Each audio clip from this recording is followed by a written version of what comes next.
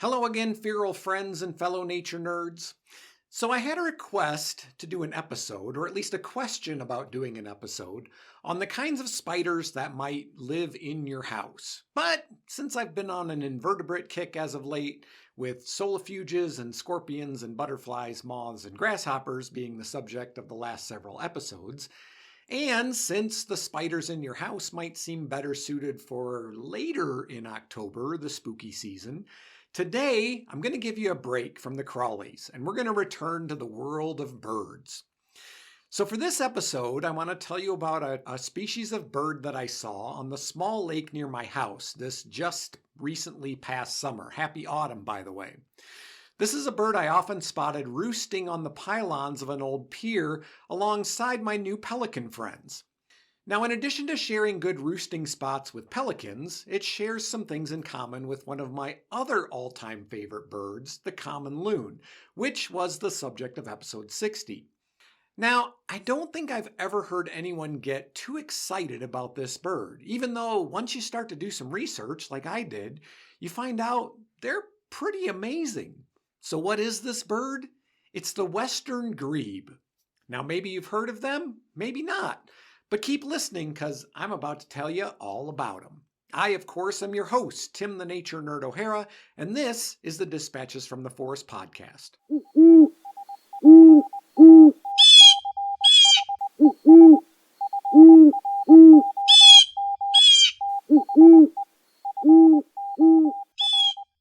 So what the heck is a grebe? Well, grebes are aquatic diving birds. They're widely distributed around the world, found on every continent except Antarctica, and they're also absent from the Arctic Circle where it's too cold and arid environments where it's too dry. I mean, they are a water bird after all.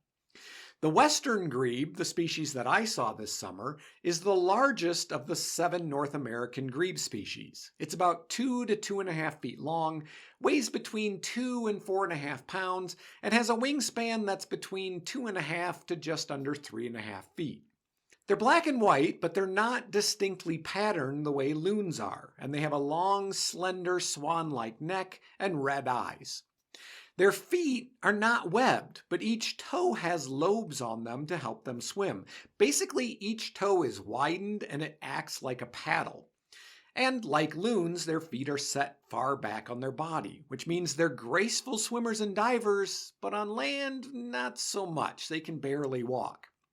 Western grebes breed in freshwater habitats, but they're usually found along the Pacific coast in the winter. I mean, who doesn't want to head to the beach during the wintertime? Now, I mentioned that they have some things in common with loons, but grebes and loons are actually not closely related. In fact, grebes are most closely related to flamingos.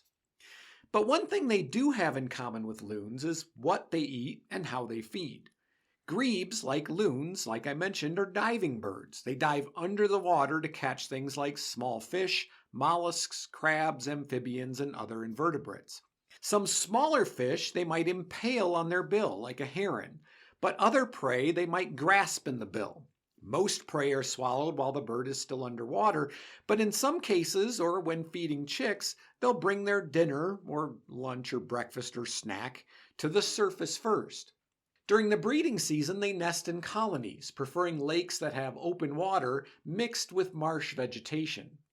And they compete for mates and form pair bonds with some of the most elaborate courtship displays in the bird world, some of which I hope to witness someday. You can bet that I'll be keeping an eye out for my local grebes when they return next spring. It starts with the most common and visible display known as the rushing ceremony or water dance, or simply rushing, which is when two birds rear up and they run across the water surface. One of the birds initiates the rushing, and the second one follows immediately, and they perform in synchrony. Now, when rushing, the birds lift their wings stiffly to the sides, and they run in an upright position with their head held forward and their neck curved. Now, sometimes rushing is done by two males, the goal of which seems to be to attract the attention of a female. Once a lady grebe takes notice, the males then compete for her affection. And eventually, one of the males withdraws, and the victorious male and his new lady love will start to form a pair bond by rushing together. Oh, but they're not done yet. After rushing, the pair moves on to the weed ceremony. The weed ceremony usually happens before mating and nest building. So this courtship ceremony begins with the mates face to face, almost standing in the water with their necks outstretched, their crests raised, and tails cocked. They call back and forth with a harsh, loud trill.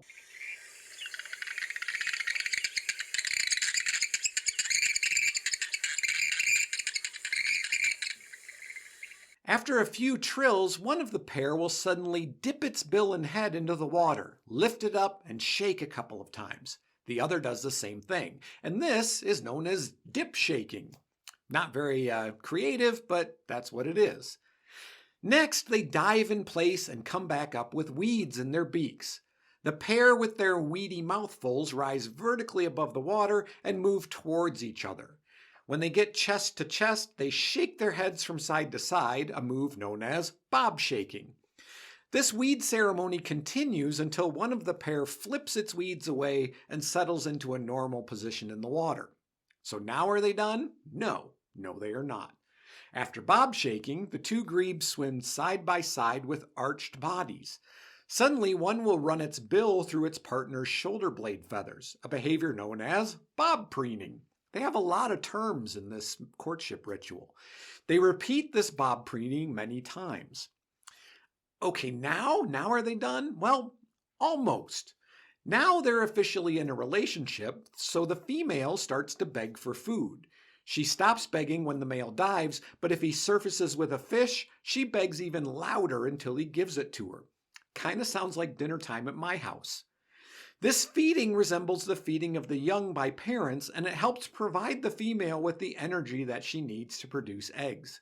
Nests are constructed by both sexes using plant debris and other materials, and starts sometime around late April and continues on through June.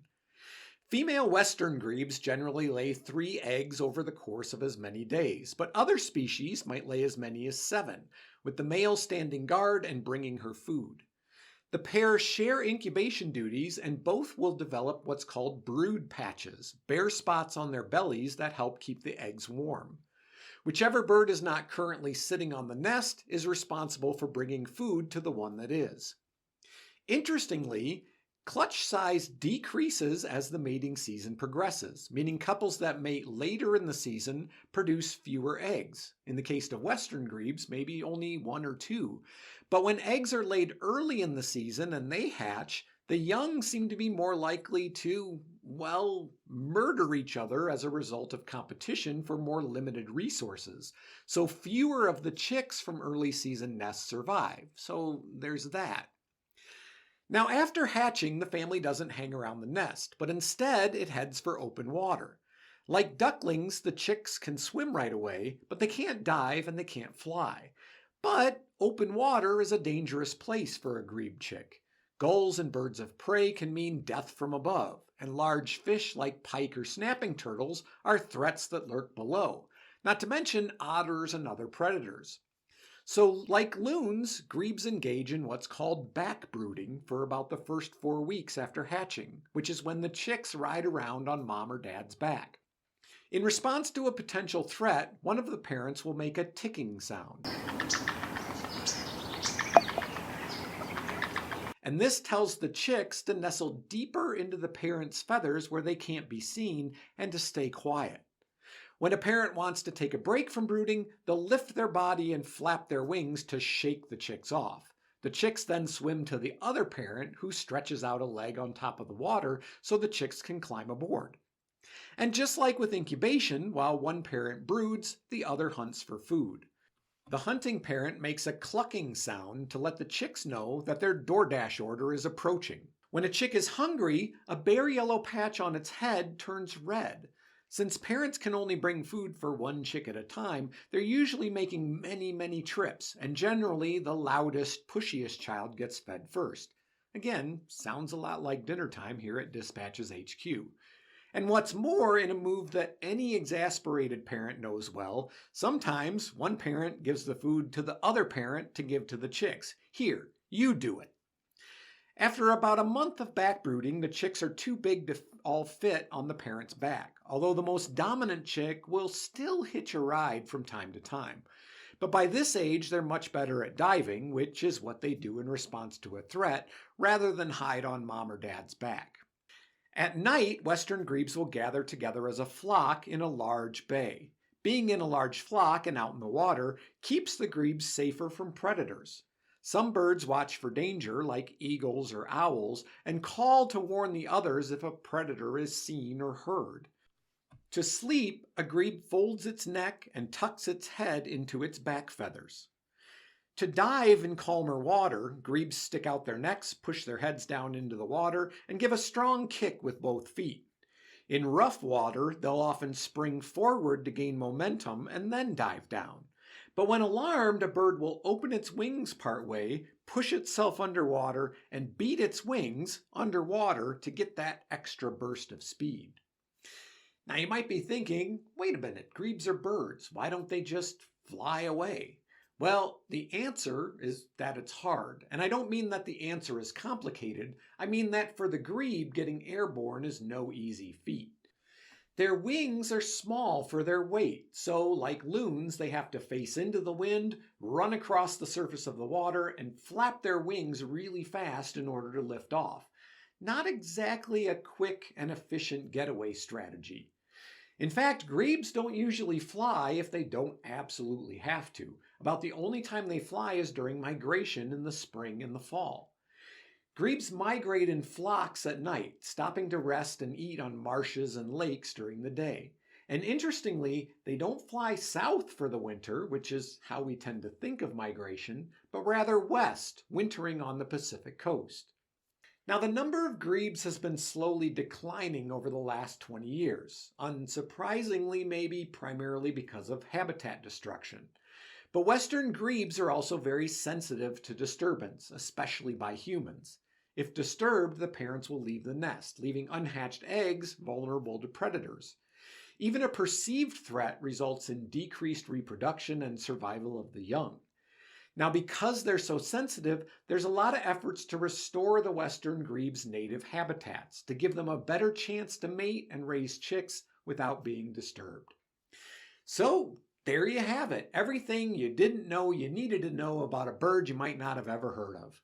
If you want to support these amazing birds, stay away from nesting colonies, protect and restore wetlands, and tell everyone you know about how cool these birds are.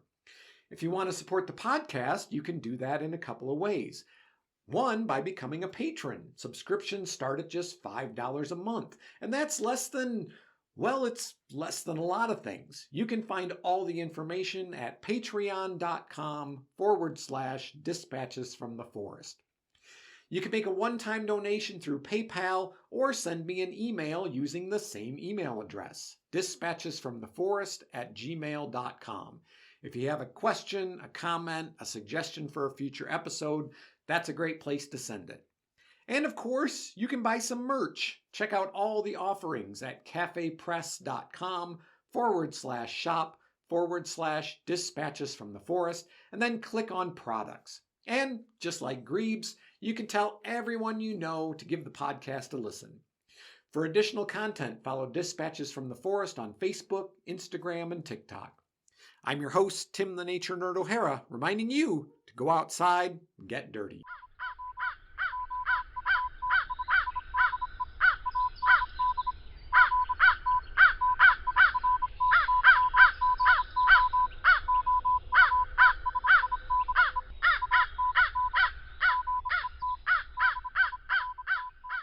The Dispatches from the Forest podcast is a production of Dispatches from the Forest and may not be used or rebroadcast, whole or in part, without express written permission.